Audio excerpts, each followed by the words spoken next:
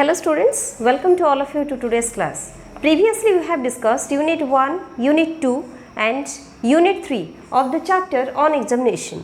Today we are going to discuss the chapter on examination, but this is Unit 4. Okay.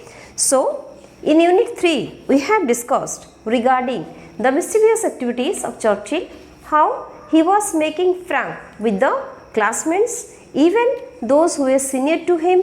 Because of their size, Churchill was unable to distinguish in between his own age and the age of other boys. But apart from this, he was also very good at heart. Even when he was doing mischief, still he was asking for forgiveness. Okay, this was the theme of Unit 3. Now come to Unit 4. Here, this is the concluding unit, last unit of this chapter. Here, it is all about the achievement of Churchill. In warm-up it is mentioned, is that preparation for an examination very much painstaking? Definitely yes. Whenever you are going to prepare for some examination, you have to burn the midnight candle. Okay. So here it is mentioned that preparation for examination needs tough preparation. At the same time, your dedication, everything is needed for the preparation. Children adopt many peculiar ways to face an examination. At the same time, kids, students, they do adopt very strange ways to qualify in the examination. Read the following unit of the text and note how the writer makes his preparation for the preliminary examination for the army. So here, if you are thinking that no, you are only taking some peculiar steps to qualify in the examination, no, you are not correct. Everyone, even when the Prime Minister, the President, everyone in their life, they must have taken some strange ways to qualify in the examination, because the example is Churchill himself. And as this is the autobiography, that's why Churchill has mentioned what he had done during the preliminary examination for army. I have been fortunate to see a good deal more of him in times when 3 years difference in age is not so important as it is at school. Here in the very first line it is mentioned, I have been fortunate. Fortunate means what? He is having good luck. To see a good deal more of him. Here who is him is mentioned, definitely this him is mentioning to, it refers to Amory, to whom Churchill pushed into the deep swimming pool.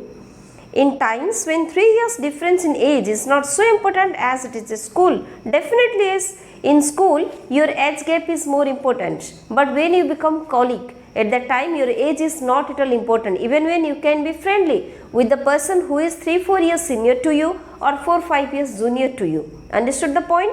And Churchill has mentioned the same thing, that in school age difference was more important, but here means he is speaking when he is in his professional line. At that time, that age limit is not at all important. We were afterwards to be cabinet colleagues for a good many years, because Amory and Churchill, they both were cabinet colleagues for a number of years. That's why Churchill had spoken that in school days age gap was quite important, but here it is not. It was thought incongruous that while I apparently, and it is mentioned that it was quite inappropriate, that while I apparently stagnated in the lowest form, and I have told you that Churchill's standard was not that much of, means it was not up to the mark. So here Churchill has mentioned that he was not at all good at study, and even when he was not good at study, he was always remaining in the lowest form. Still, I should gain, and it was quite inappropriate. It is mentioned, it was thought incongruous that, means others were thinking that it was inappropriate for Churchill to get a prize. I should gain a prize open to the whole school for reciting. Reciting means what? Uttering, to speak out. Okay. So Churchill was able to gain a prize, and this prize was open for everyone who were present in the school. To the headmaster, for reciting to the headmaster 1200 lines of Macaulay's Lays of Ancient Rome. So Macaulay was a famous writer, and he has written Lays of Ancient Rome, and Churchill was the student who was able to recite, means read out, this Lays of Ancient Rome, which was consisting of 1200 lines without making a single mistake. Okay, and Churchill was the single student throughout the complete school who was able to do this. That's why everyone was thinking that it is quite inappropriate for Churchill to get it, because he was always in the lowest form, but still Churchill was able to get the prize without making a single mistake. I told you Churchill didn't do a single mistake, and as a result he did get the prize. I also succeeded in passing the preliminary examination for the army while still almost at the bottom of the school. Look, so many times we are thinking that scoring 90% is more important. But tell me one thing, is it practically possible that the students who are always scoring 90% they can click in any competitive examination? No. For that your sharp brain is also needed. So the same thing is also mentioned here, that I also succeeded. He also came with flying colors in passing the preliminary examination for army while still almost at the bottom of the school. Even when he was remaining at the bottom of the school, means even when he was not good at studies, but still he was able to qualify for the preliminary examination for army, whereas a number of good students were unable to pass the examination. Understood? So two achievements are being mentioned here. First one is his reciting of Macaulay's Leys-Ophens syndrome. Second one is his qualifying in the army preliminary examination. So here once again the examination came. This examination means which examination? The preliminary examination for army. This examination seemed to have called forth, means it was inspiring or it was requiring a very special effort on my part. And here Churchill has mentioned that even when he was able to give the preliminary examination, but it was in need of a special effort, means he had to give some extra effort to qualify in the preliminary examination.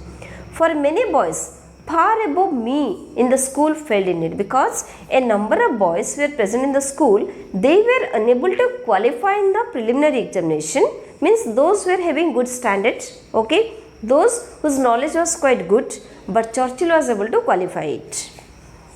I also had a piece of good luck, and Churchill has spoken that apart from preparation he was also having good luck.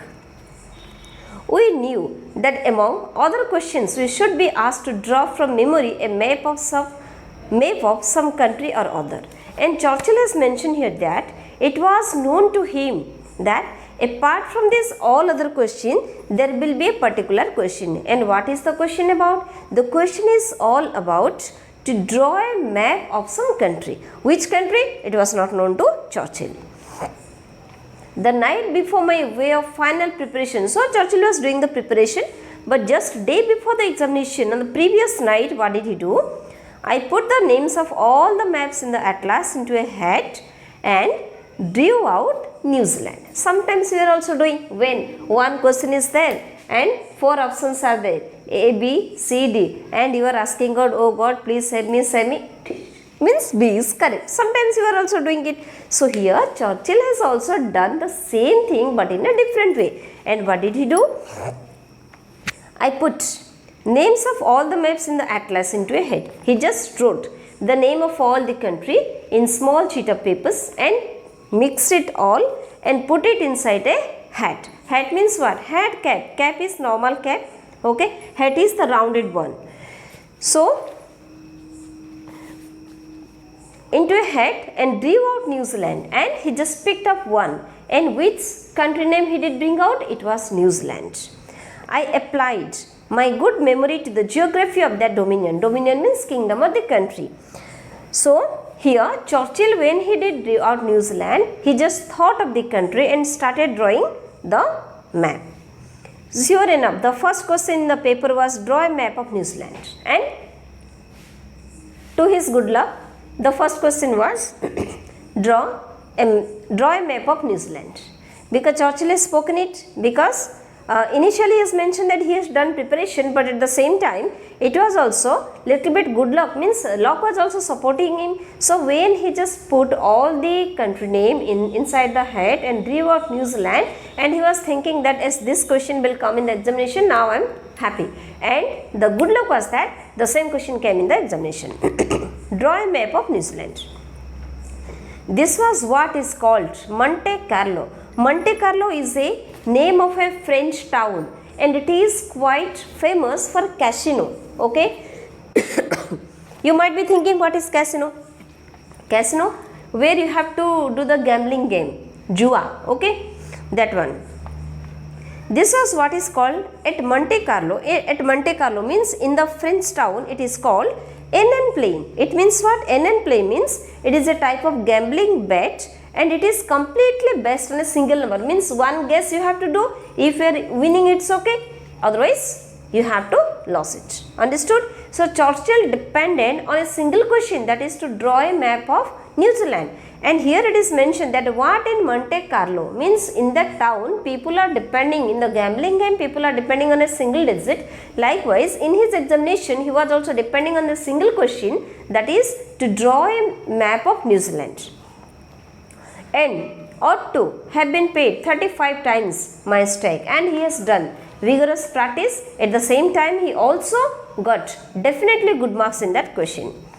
However, I certainly got paid very high marks for my paper, and it was sure, it was certain that for that particular question, because he was able to, it is mentioned, I have been paid 35 times my stack. Okay, means more than 35 times he did the practice. Okay, he had done his best because he was completely depending on that single question, and he was thinking that it is a lucky charm for me. It is a good luck that I did bring out this New Zealand, and definitely this question is going to be there in the examination. And he also did well in the examination, and as a result he also did get very good marks in that particular paper. That's why Churchill was able to qualify in the preliminary examination for army. Understood? This is the last unit. With this unit the complete chapter is over. Hope all of you did understand it. If you are having any doubt, you can message me, you can ask your doubt to me. Okay, all of you, thank you, have a nice time.